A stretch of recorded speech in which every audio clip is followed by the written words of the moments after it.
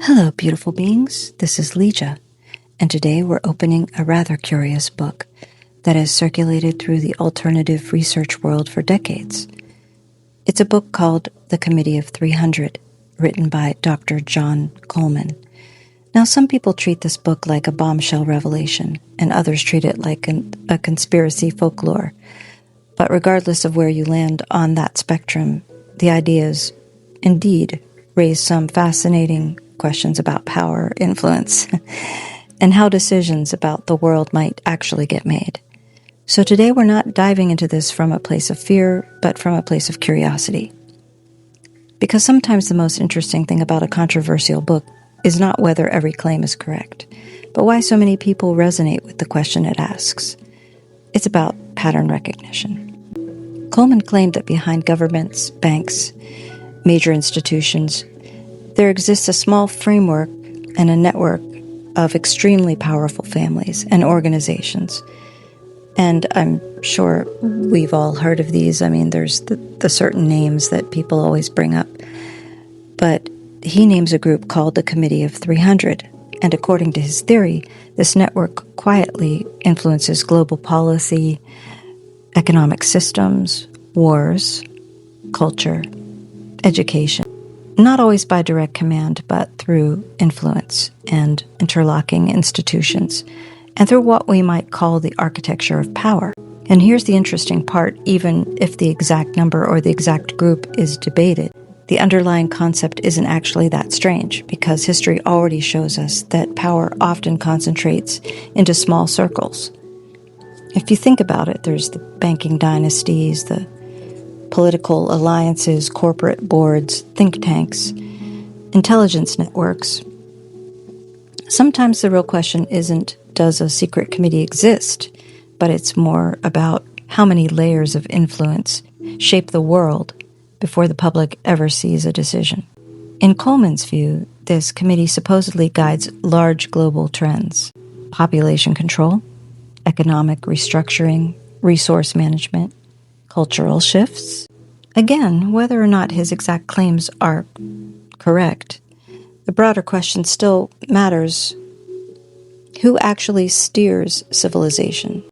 Governments, corporations, banks, military alliances, technocratic networks, or some combination of all of them? Here's something that fascinates me. Real influence often doesn't show up wearing a crown. It shows up in policy think tanks, corporate boards, foundations, academic institutions, intelligence partnerships, quiet rooms, not loud stages. And if you study history, you'll notice that many of these organizations are deeply interconnected. The consciousness view is that now here's where this topic is interesting for our community. Because even if power structures exist, there's something they can never fully control. And that's human consciousness.